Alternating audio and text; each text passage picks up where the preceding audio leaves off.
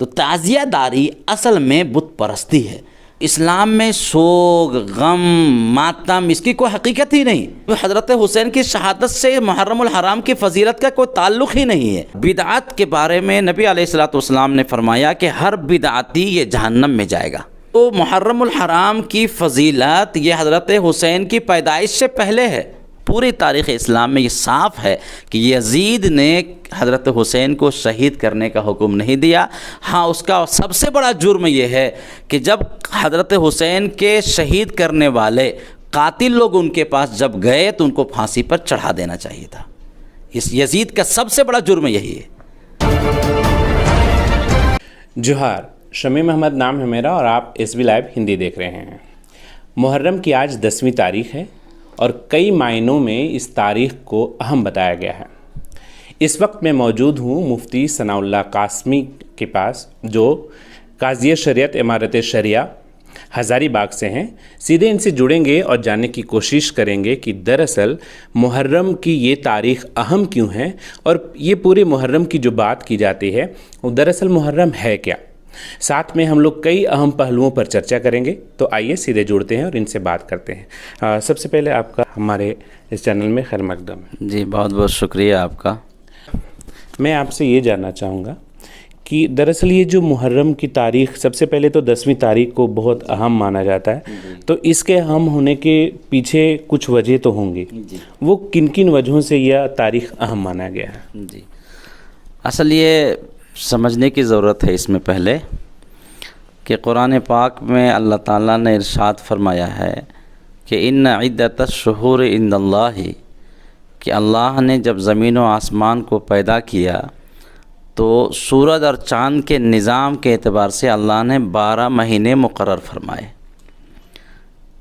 انہی 12 مہینوں میں اللہ تعالیٰ نے 4 مہینوں کو عظمت والا بنایا، محترم بنایا، اور یہ کہا کہ ان 4 مہینوں میں آپس میں لڑائی نہیں کرنا، جھگڑا نہیں کرنا، فساد نہیں کرنا۔ لڑائی ہمیشہ تو کبھی نہیں کرنی ہے، لیکن ان مہینوں میں خصوصیت کے طور پہ ایک قوم دوسرے قوم پہ چڑھائی کرتی تھی، ایک ملک والا دوسرے ملک پہ آپس میں حملہ کرتا تھا۔ تو ان 4 مہینوں میں جب اللہ تعالیٰ نے آسمان و زمین کو پیدا کیا، اسی موقع سے 4 مہینوں کی حرمت اور محترم بتایا اللہ تعالیٰ نے۔ ان 4 مہینوں میں ایک ہے ذی الحجہ، پہلا ہے ذوالقعدہ، اس کے بعد ہے ذی الحجہ، اس کے بعد محرم، 3 مہینے لگاتار ہیں، اور چوتھا مہینہ ہے رجب، جو اس کے بعد شعبان آتا ہے، اس کے بعد رمضان آتا ہے۔ اسلام آنے سے پہلے بھی ابراہیم علیہ السلام کی کچھ نہ کچھ شکل، دین کی شکل مکہ میں موجود تھی۔ یہی وجہ ہے کہ مکہ کے جو کفار تھے، مشرکین تھے، وہ لوگ بھی ان مہینوں کی عظمت کو مانتے تھے اور ان 4 مہینوں میں آپس میں لڑائی جھگڑا بند کر دیتے تھے۔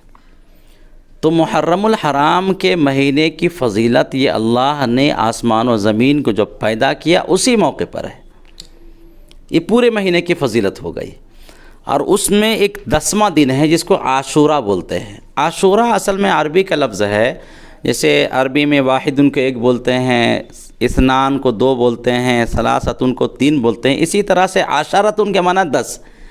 تو 10ویں میں جو آیا ہے اس کو عاشورہ بولتے ہیں۔ تو عاشورہ کو الگ سے نام نہیں، یہ عربی کا لفظ ہے۔ اس عاشورہ کے دن میں اللہ تعالیٰ نے بے شمار انبیاء علیہم السلام پہ خصوصیت کے ساتھ نعمتوں سے نوازا۔ جیسے آدم علیہ السلام کو اللہ تعالیٰ نے اسی دن میں پیدا کیا، زمین و آسمان کو اللہ تعالیٰ نے اسی دن میں پیدا کیا۔ آدم علیہ السلام کی توبہ جو قبول ہوئی، جو درخت انہوں نے کھایا تھا، تو وہ بھی اللہ تعالیٰ نے اسی دن میں قبول کیا۔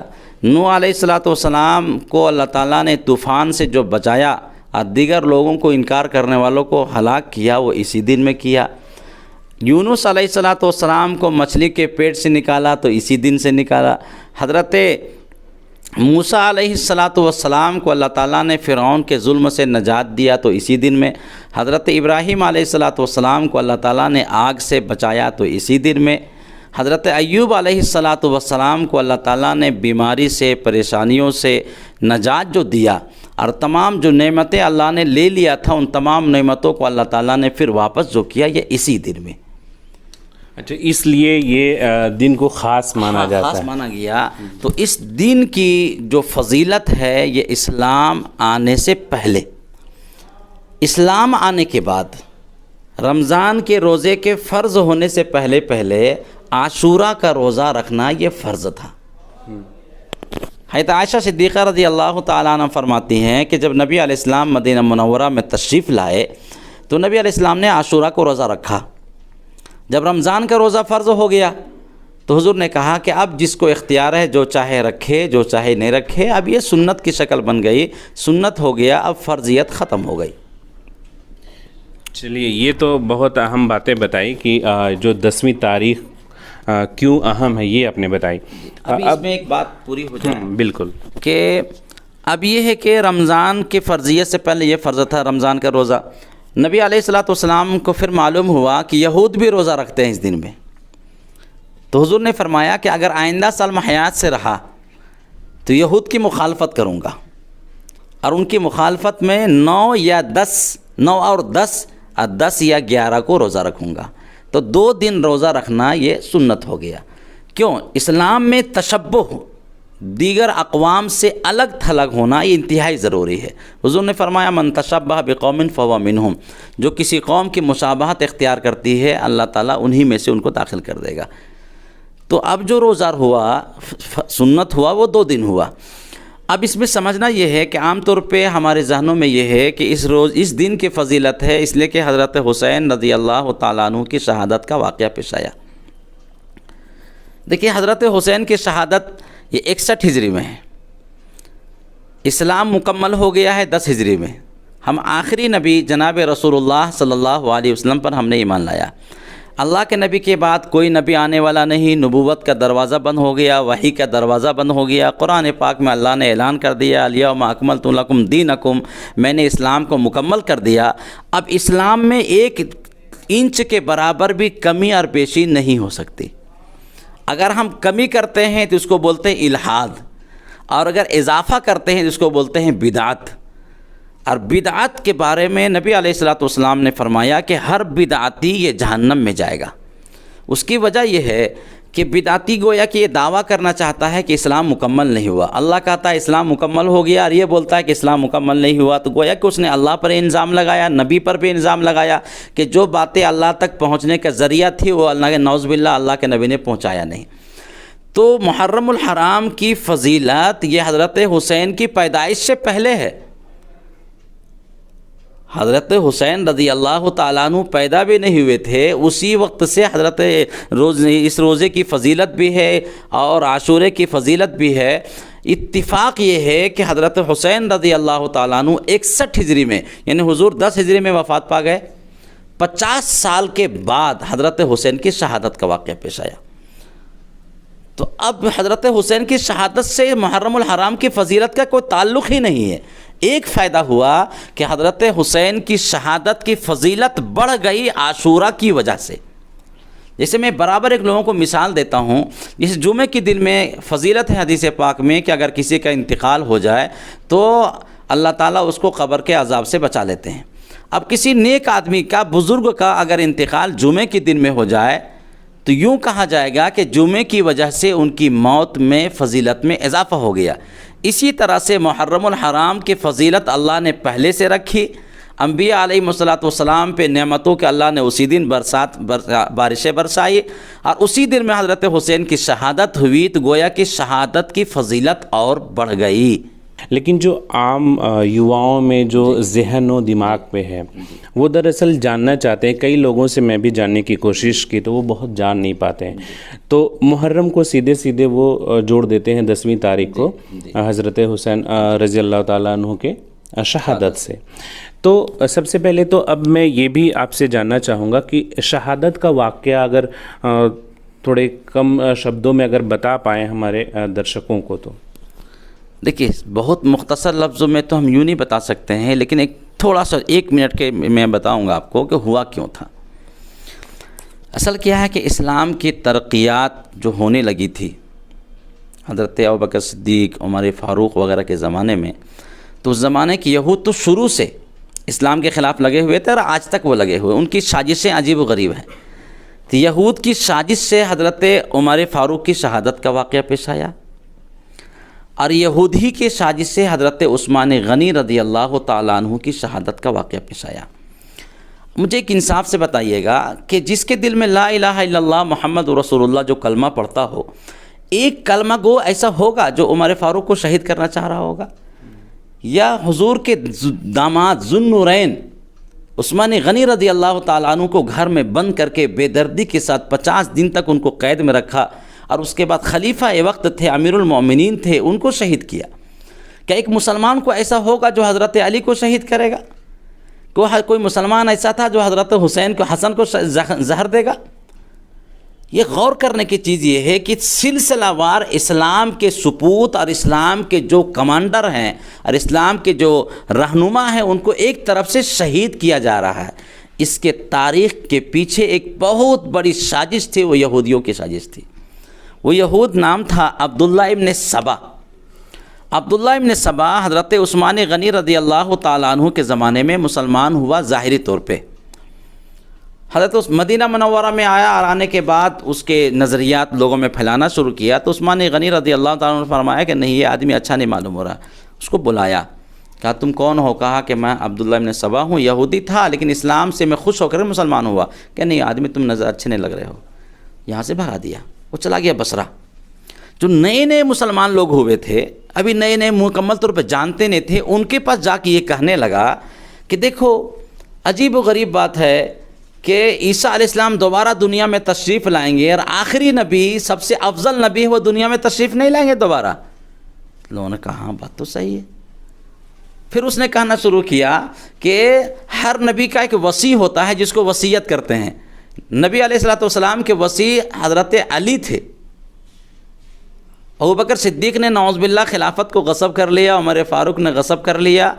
اس طرح سے حضرت علی کے تئیں طرح طرح کے نظریات کو پھیلانا شروع کیا، یہاں تک کہ لوگوں میں کہا کہ حضرت کچھ لوگ ایسے بھی پیدا کر دیا اس نے جس نے کہا کہ حضرت علی خدا ہیں۔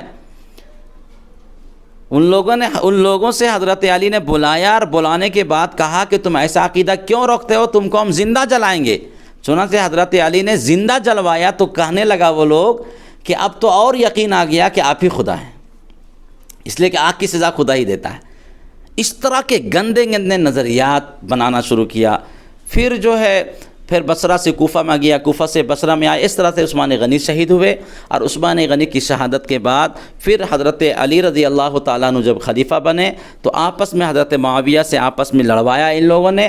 صلح ہوتی تھی، ادھر سے پتھر پھینک دیتا تھا، ادھر سے پتھر پھینک دیتا تھا، صلح ہونے نہیں دیا۔ حضرت معاویہ حضرت علی رضی اللہ تعالیٰ عنہ آپس میں کچھ اختلافات ہوئے، وہ بھی ان لوگوں کی بنیاد پر۔ جب حضرت حسن نے صلح کروا دیا تو اس شخص ان لوگوں نے حضرت حسین کے کپڑے پھاڑے، نیزہ سے زخمی کیا۔ انہی لوگوں نے جو لوگ کہہ رہے تھے کہ آپ آگے چلیے آگے چلیے، یہاں تک کہ حضرت حسن رضی اللہ تعالیٰ عنہ کو ایک جگہ جا کر کے پناہ لینی پڑی، اور آخر میں ان کو شہادت سے ان کو زہر دے کر کے شہید کر دیا گیا۔ اور یہی لوگ حضرت حسین رضی اللہ تعالیٰ عنہ کو کوفہ ان لوگوں نے بلایا، اور بلانے کے بعد کوفہ میں تمام خاندان والے تھے۔ اب وہاں آپ تقریر کو دیکھیے گا، حضرت حسین کی تقریر، وہ فرما رہے ہیں یا تو مجھے تم ہی لوگوں نے ہم کو بلایا اور آج تم ان کے ساتھ ہو گئے ہو، یا تو مجھے واپس جانے دو، یا مجھے کفار کی سرحد میں چھوڑ دو، میں ادھر چلا جاؤں گا، یا مجھے یزید کے پاس جانے دو، ہم معاملہ اپنا حل کر لیں گے بیٹھ کے۔ اس طرح سے میرے بھائی حسن نے میں تھوڑا یہاں پہ آپ کو رکنا چاہوں گا، جیسے حضرت علی کے بعد جو خلیفہ ہوئے وہ کون تھے؟ جیسے حضرت معاویہ کی آپ نے ذکر کی، تو یزید کا حضرت علی کے بعد خلیفہ بنے حضرت حسن رضی اللہ تعالیٰ عنہ، وہ 6 مہینہ تک خلیفہ رہے۔ تو یہ حضرت معاویہ کا کیا وہاں پہ بھومکا تھی، اور پھر یزید اس میں کیسے آیا؟ یزید اور حضرت معاویہ کا کیا تعلق تھا؟ مختصر سمجھیے کہ حضرت حسن جب خلیفہ بنے تو حضرت معاویہ رضی اللہ تعالیٰ عنہ ملک شام کے وہ خلیفہ تھے اس موقع پر، اور حضرت علی رضی اللہ تعالیٰ عنہ کوفہ وغیرہ میں تھے۔ آپس میں نزاع چل رہی تھی، اور یہی لوگ آپس میں ملنے نہیں دیتا تھا۔ تو حضرت علی شہید ہو گئے، تو حضرت حسن رضی اللہ تعالیٰ عنہ 6 مہینہ کے لیے خلیفہ بنے، لیکن حضرت معاویہ ملک شام کے وہ حاکم تھے۔ ٹھیک ہے، اب حضرت حسن نے حضرت معاویہ سے آپس میں صلح کر لی، اور حضور نے فرمایا تھا حضرت حسن کے بارے میں، یہ میرا بیٹا سردار ہے، یہ عنقریب 2 بڑی جماعتوں کے درمیان صلح کروائے گا۔ سنتے حضرت حسن رضی اللہ تعالیٰ عنہ اور حضرت معاویہ میں آپس میں صلح ہو گئی، سب جھگڑے ختم ہو گئے، ٹھیک ٹھاک سے معاملہ چلنے لگا، اور حضرت معاویہ رضی اللہ تعالیٰ عنہ بالاتفاق پورے عالم اسلام کے خلیفہ بنے، اور بڑی اسلام کی فتوحات ہوئی، بے شمار اللہ تعالیٰ نے فتوحات عطا فرمائی، اسلام کی بڑی ترقیات ہوئی۔ ان کے انتقال کے بعد ان کے بیٹے یزید تھے۔ حضرت معاویہ کی زندگی میں وہ کسی طرح کا فسق و فجور یا کوئی غلط آثار ظاہر نہیں ہوئے، اس کو بنیاد سمجھنے کی چیز ہے۔ حضرت معاویہ رضی اللہ تعالیٰ عنہ بڑے کاتب وحی ہیں، نبی علیہ الصلوۃ والسلام کے اپنے سالے ہیں، ام حبیبہ رضی اللہ تعالیٰ عنہ کے اپنے بھائی ہیں، کاتب وحی ہیں، بڑا اعلیٰ مقام ہے ان کا۔ تو انہی کے بیٹے تھے یزید، یہ صحابی نہیں ہیں، لیکن حضرت معاویہ کے زمانے میں جب ان کا انتقال ہو رہا تھا، اس موقع پر اس کے اندر شجاعت تھی، بہادری تھی، فصیح و بلیغ تھا، کوئی غلط چیز ان کی زندگی میں ظاہر نہیں ہوا۔ حضرت معاویہ رضی اللہ تعالیٰ عنہ نے یہ سوچا کہ امت اب تک لڑائی کرتی چلی آ رہی ہے، اب آپس میں اتفاق ہو گیا ہے، اگر ہم یزید کو نہیں بناتے ہیں تو پھر ایک نیا جھگڑا کھڑا ہوگا کہ اس کو نہیں مانیں گے، اس کو نہیں مانیں گے، اور لوگ یزید کو، مجھے مانا ہے لوگوں نے تو میرے بعد یزید کو یہ مان لیں گے۔ تو وہ بھی جان رہے تھے کہ اس سے افضل لوگ موجود ہیں، لیکن اتحاد کے لیے، آپس میں صلح و آشتی کے لیے، اپنے نظریات، اپنی سوچ کے اعتبار سے حضرت معاویہ نے یزید کو خلیفہ بنایا۔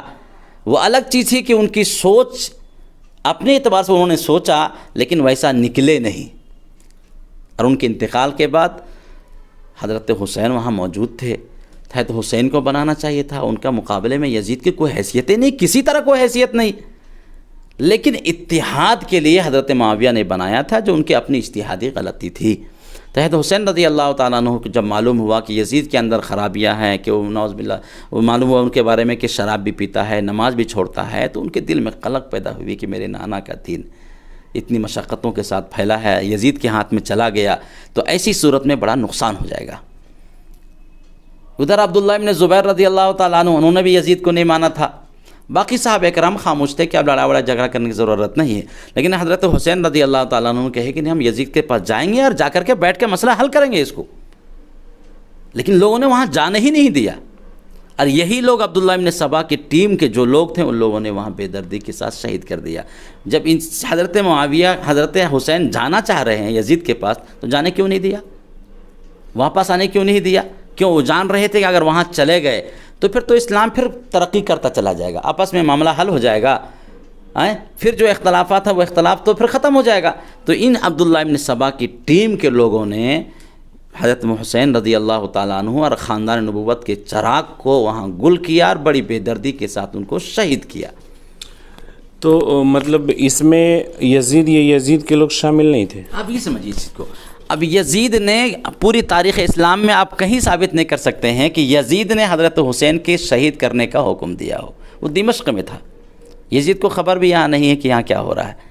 اس کے کمانڈر کے لوگ تھے، لیکن کمانڈر، فون کا تو زمانہ تھا نہیں، عبید اللہ ابن زیاد تھا، یہ سب ملے ہوئے تھے عبداللہ ابن سبا سے۔ نہیں، جیسے سامانیہ جگہوں پہ پڑھنے کو ملتا ہے کہ وہاں پہ جو فرات کی ندی تھی، وہاں پہ پانی ان کے لیے روکا گیا، سب روکا۔ تو یہ دراصل یہ کس کے اشارے پہ ہو رہا تھا؟ یہ سب عبید اللہ ابن زیاد، ان کا جو کمانڈر تھا، ان کے اشارے پہ ہو رہا تھا، یزید کے اشارے پہ نہیں ہو رہا تھا۔ پوری تاریخ اسلام میں یہ صاف ہے کہ یزید نے حضرت حسین کو شہید کرنے کا حکم نہیں دیا۔ ہاں، اس کا سب سے بڑا جرم یہ ہے کہ جب حضرت حسین کے شہید کرنے والے قاتل لوگ ان کے پاس جب گئے تو ان کو پھانسی پر چڑھا دینا چاہیے تھا۔ اس یزید کا سب سے بڑا جرم یہی ہے۔ جیسے اس زمانے میں جو حکمراں ہوتا ہے تو لوگ حکمراہی کو کوستے ہیں کہ تم نے یہ کام کیا، حالانکہ اس کو خبر نہیں ہوتی کہ جھارکھنڈ میں کیا کام ہو گیا، لیکن جھارکھنڈ میں کوئی بھی واقعہ پیش آئے گا تو ہیمنت سورین کو بولے گی کہ ہیمنت سورین نے یہ کام کیا ہے، حالانکہ ہیمنت سورین نے تو کیا نہیں۔ تو یزید اس زمانے کا حکمراں تھا، اس کی طرف سے جو لوگ تھے، اگر جھارکھنڈ کی کوئی پولیس کام کرتی ہے تو ہیمنت سورین کے لوگ برا بولا بولتے ہیں، لیکن کام اس نے کیا ہے۔ اب حکومت کی ذمہ داری تھی کہ ان مجرمین کو پھانسی پر چڑھا دیتا، لیکن یزید نے پھانسی پر چڑھایا نہیں۔ تاریخ میں لکھا ہے کہ برا بھلا کہا، انعامات نہیں دیا، اور بہت لان تان کیا، اور اس کے بعد جو خاندان نبوت کے عورتیں تھے ان کو اپنے گھر میں لے کر گیا، رشتہ داری تھی آپس میں. ہے تم میں حبیبہ جو ہے حضرت معاویہ ان کی اپنی بہن ہے، حضور کی جو ہے علیہ محترمہ ہے تم میں حبیبہ، تو آپس میں رشتہ داریاں تھی. بڑی عزت و احترام کے ساتھ پھر مدینہ منورہ ان کو پہنچایا. یزید کا سب سے بڑا جرم جو مانا گیا ہے یہی ہے کہ اس نے حسین رضی اللہ تعالیٰ عنہ کے شہید کرنے والوں سے بدلہ نہیں لیا، لیکن کوئی ثابت نہیں کر سکتا ہے کہ ان کے اشارے پر قتل کیا گیا.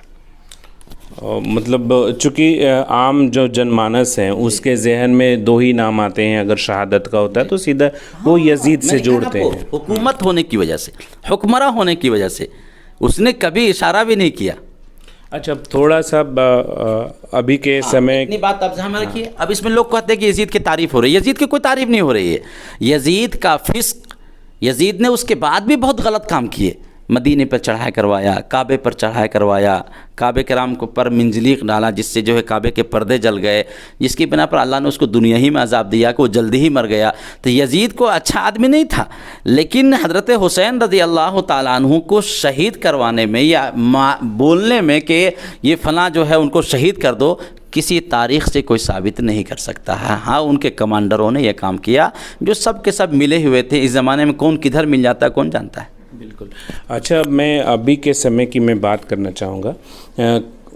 کچھ فرقے میں کیا ہوتا ہے کہ غم کا جو ہے غم کے طور پر اسے لوگ مناتے ہیں. تو سب سے پہلے میں آپ سے یہ جاننا چاہوں گا کہ یہ غم منانے کی شروعات، جیسا کہ جو میں نے کچھ جگہوں پہ پڑھا ہے اس میں یہ پتہ چلا کہ شہادت کے 291 سال کے بعد جو ہے وہ غم منانے کی سلسلہ معز الدولہ ایسا نام بتایا جائے، معز الدولہ، تو ان سے شروع ہوتا ہے. تو اس میں کتنی سچائی ہے اور یہ کیسے یہ جو ہے پھر وہ چلن میں آ گیا، میں آپ سے جاننا چاہوں گا. دیکھیے اصل ہوا کیا کہ اسلام میں تو حدیث پاک میں صراحتاً رسول اللہ صلی اللہ علیہ وسلم نے فرمایا من کان یؤمن باللہ والیوم الآخر، جو اللہ اور آخرت پر یقین رکھتا ہو اس کے لیے قطعاً جائز نہیں ہے کہ کسی کے انتقال پہ 3 دن سے زیادہ غم کا اظہار کرے. مگر بیوی کے لیے اپنے شوہر کے انتقال پہ 4 مہینہ 10 دن عدت میں رہنا، خوشبو استعمال نہیں کرنا، یہ 3 چیز ضروری ہو گئی. ام حبیبہ رضی اللہ تعالی عنہ کے والد محترم ابو سفیان جو ہے معاویہ کے والد محترم تھے، ان کا انتقال ہوا تو ام حبیبہ رضی اللہ تعالی عنہ نے خوشبو کو منگایا اور بدن میں لگایا اور کہا کہ مجھے خوشبو کی ضرورت نہیں ہے اب، لیکن میں اس بات کو بتانے کے لیے میں نے خوشبو لگایا ہے کہ 3 دن سے زیادہ غم جائز نہیں ہے. تو اسلام میں سوگ، غم، ماتم اس کی کوئی حقیقت ہی نہیں.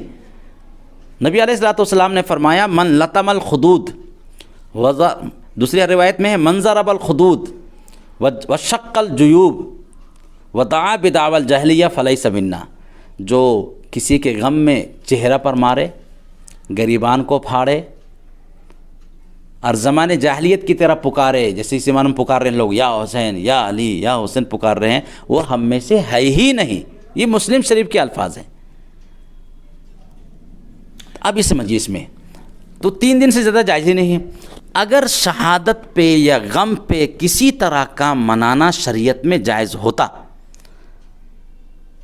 تو نبی علیہ الصلوۃ والسلام کی بیٹیاں حضور کی زندگی میں انتقال کر گئی، 3 بیٹیاں، کوئی ثابت نہیں کر سکتا ہے کہ حضور نے کبھی غم منایا ہو.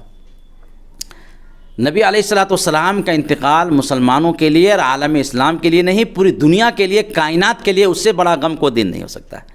لیکن حضور کی وفات پہ کبھی کسی نے آج تک وہ غم منایا؟ گریبان کو پھاڑا، چلایا.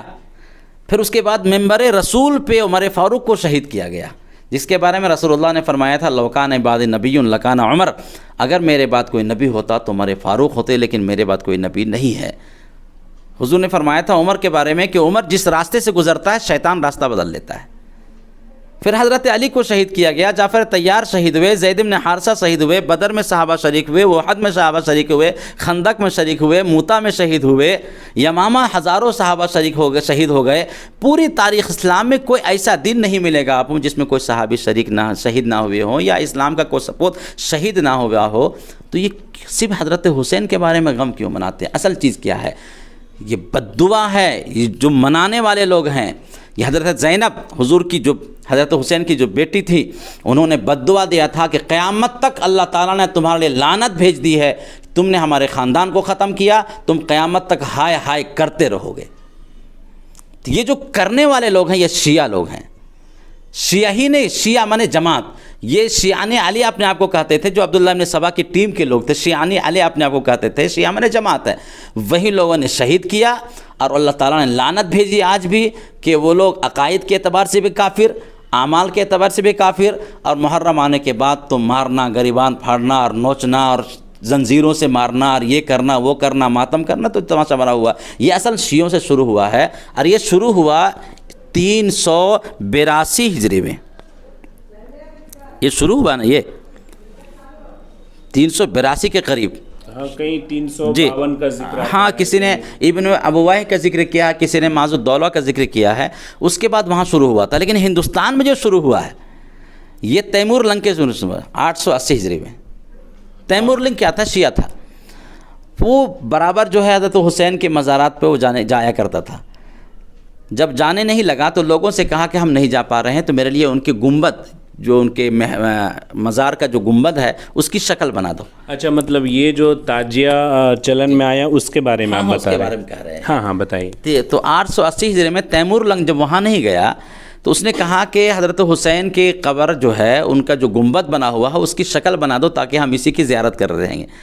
تو ان لوگوں نے اس کی شکل بنائی، اور اسی کو دیکھ کر کے اپنے آپ کو تسلی کرتا تھا۔ اور بت پرستی کا آغاز بھی تو اسی طرح سے ہوا شروع زمانے میں۔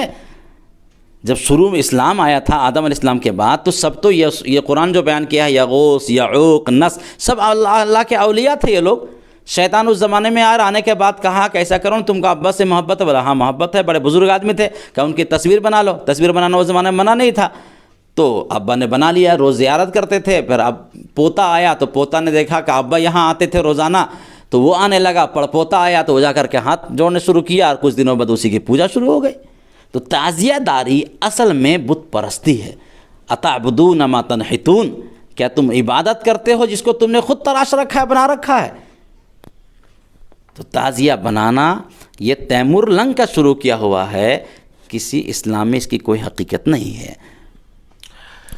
میں اپنے درشکوں کو بتا دوں کہ دراصل یہ جو تاجیہ داری ہے وہ بھارت سے ہی شروع ہوئی، اور چونکہ پہلے بھارت بنگلہ دیش اور پاکستان کے ساتھ ملا ہوا تھا، تو اب جب ہم بات کر رہے ہیں تو پاکستان اور بنگلہ دیش کے بھی کچھ حصوں میں تاجیہ داری ہوتی ہے۔ لیکن دراصل اس کی جو شروعات ہے وہ اسلامک دھرم گرنتھوں میں کہیں موجود نہیں ہے۔ اس کی شروعات تیمور لنگ سے مانی جاتی ہے، جیسا کہ مفتی ثناء اللہ قاسمی صاحب نے کہا۔ اب میں آپ سے یہ جاننا چاہوں گا کہ یہ جو چلن میں آیا، بار بار ان چیزوں کا ذکر لگاتار آپ لوگوں کی طرف سے ہوتا ہے، باوجود ہر جگہ پہ ہر فرقے کے لوگ اسے مناتے ہیں، آخر اس پر لگام کیوں نہیں لگ پا رہا ہے؟ لگام نہ لگنے کی وجہ ہے کہ عوام کا علماء سے ربط کم ہے۔